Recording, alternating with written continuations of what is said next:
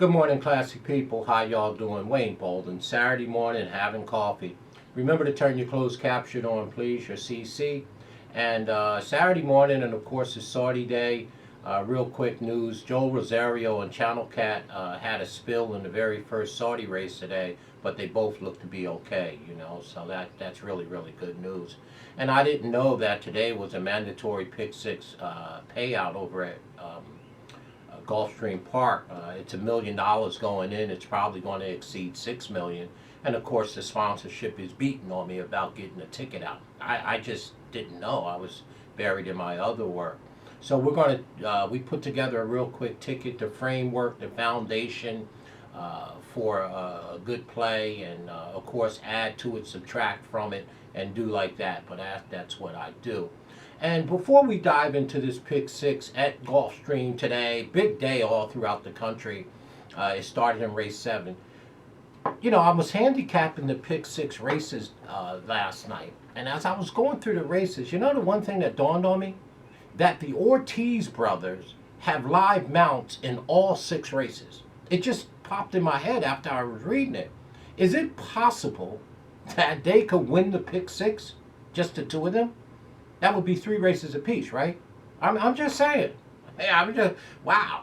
Every time I kept reading, I land on their name and another name. And I'm like, wow, these cats got 6 viable entries across those 6 races, 7 through 12. I don't know if it's ever been done, but I'm telling you right now, it wouldn't be far-fetched that the Ortiz brothers win the Pick Six. They win every race. It could happen. I mean, it's only 3 races apiece if they split them. But they have live mounts in all of them, and it just kind of came to me, as you're handicapping, you notice stuff, and you're like, wait a minute. Yeah, so let me know what you think about that. So we're going to dive right in. It's a small ticket. I think our ticket's going to cost us $96. The sponsorship group might be happy, but they're going to add 1 million horses to every race anyway. I give them the framework of what I believe, and then they build around it or whatever they do. And you do the same. Always bet your opinion, add to it, subtract from it, make adjustments with your ticket. Let's run through this really quick. Well, in the first leg, which is race number 7, which is a starter allowance race, going 5 furlong. It's going to be quick, fast, and in a hurry on the synthetic, right? And it's a field of 9. Well, we're actually going to use 3 out of it. No, I think we're going to use 2 out of here, right? We're going to use the number 3 horse, Unprecedented. We like this horse, a 5-year-old. Guess who's on him? Jose Ortiz. Russo's the trainer. The horse went gate to wire last time, coming back off 27 days. We think the 3 horse, Unprecedented, is probably the horse to beat in the race. I mean, anything can happen in this race. And we're going to use the number 6 horse, Reconfigured. We like this horse a bunch. He's a 10-year-old, so I'm kind of scared about that. He doesn't win back-to-back races. Well, he's 10, but he does look like he's viable with Javier Castellano up, an old-timer by Lemon Drop Kid, the number 6. And I got a little weakness for the 4 horse, too, Tropicat. I mean, if you got extra room and you could use the 4 on your ticket, go ahead and do it. The horse is by Wildcat Air.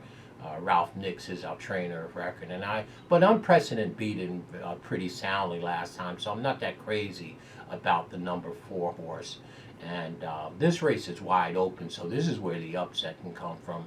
And of course, the number 1 horse has a shot too if you have some extra room on there. Legendary Prince, coming off of a 200-day layoff, which I don't like. So I'm willing to just stand with 2 in here, the 3 and the 6 for sure.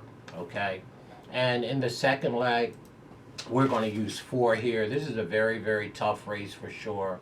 The 8th race is a $20,000 claimer, going 7.5 for 4-year-olds and up on the grass. We're going to use 4 out of there. We're going to use the number 10 for sure. Prosperity. We're going to use the number 4 horse, Super Fortune. And of course, we like the number 1 at 10-1, Sovi, right? And the number 9 horse, we're going to use Doubly Blessed. So we're going to use 4 in the second leg for sure. 10, 4, 1, 9. And in the third leg, well, the third leg is a maiden race, and it's a pretty tough race, but we're pretty happy. We like the number 6 horse a whole bunch here, Maganera. It's very, very nice. We got to have that horse on our ticket. The number 10 horse is real big for us, Bourbon Heights. And the number 8 horse, we're pretty happy with having him on our ticket as well, Pioneer Spirit, of course, by American Pharoah. So in the 9th race, which is the third leg, we're going to use 3 in there, 6, 10, and 8. And in the 10th race, you kind of take your life into your own hands here. It's an allowance race for fillies and mares, 4-year-old and up, 1 flat mile on the turf. And it's a deep field of 10.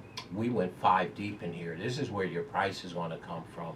You know, I know they're going to be betting the 6 horse pretty heavily. I get it. It's Todd Pletcher's, so of course we're going to use him. We're going to use the number 1 in the race. We like Black Sand at 7 to 2, and the number 5 horse Apple Cross we're going to be using. And here's a sneaky good horse, the number 2. Trained by Brendan Walsh. It is not a Godolphin. The number 2, Matters, is 12 to 1. I just couldn't leave that horse off my ticket. And the last horse we're going to use in there is Queen Bourbon. So in the 10th race is a very, very competitive race. We use 5 there. Probably could use another one. We're going to use the 1, 5, 2, 6, and 10 in the 10th race. And in the 5th leg, race number 11, here is where I have a real problem.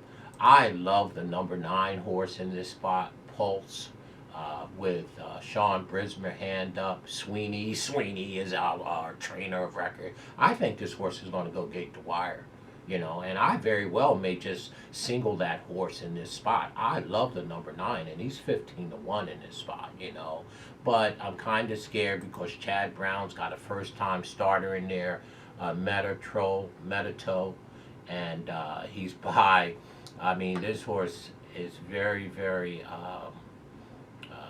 good, okay, but I would love to just use the number 9 in this spot, Pulse, but Corey Lannery has a horse in there that I can't leave off the ticket, Spin Rate, okay, Spin Rate, the number 10. So in the 5th leg, I'm willing to use 2. The 9 and the 10, even though I think the 9's going to go gate to wire. I really do at 15 to 1.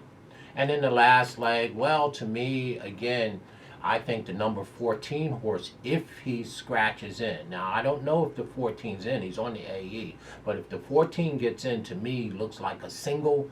But he's definitely a top pick. And here's the race. I misspoke in the previous race. Chad Brown has a horse in this race, the very last race, called Thirst, the number 6 horse, who's bred like all get out and got a great turf rating. The number 6 Thirst is by Arrowgate on the back end Grand Cyrus Quality Road. They're taking this horse a mile. It's a Jedmont farm, bred and owned. And I think the number 6, obviously, with Chad Brown on the lawn, maiden race, is going to be very, very strong, right? So I like 2 horses here, 14, 6.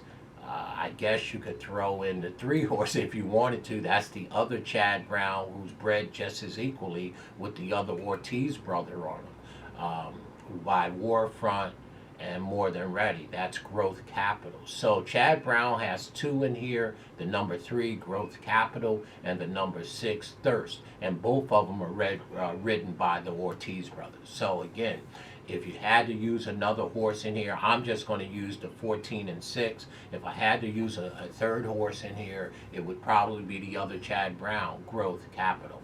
So there is a little framework. Again, these things are very fluent pick sixes, and putting them together, you have to put some thought in it. You may have to play multiple tickets with key horses. You have to figure out a strategy. But I'll give you the framework. I'll give you the ticket that we're playing here in our studio. You have to make some calls. So add to it, subtract from it, disregard them all together. But again, the pool is going to be over $6 million, and you got to throw a few bucks in it because it only takes one, as always. So our ticket is going to cost us $96. We're going to use 2 in the first leg, the 3 and the 6. You could throw the 4 in there, so we're going to go 2 by 4, In the second leg, we're going to use the 10, 4, 1, and 9 in the 8th race. In the third leg, which is the 9th race, we're going to use 3, 6, 10, and 8. And in the fourth leg, we're going to go, then the fourth leg, which is the 10th race, we're going to go really, really deep. 1, 5, 2, 6, 10. And in the 11th race, we're going to just use 2. I really just want to single the 9 Pulse, but I'm not, because Corey Lannery is on the 10. I'm going to use the 9 and the 10. And in the last leg, we love the 14, but he may not get in.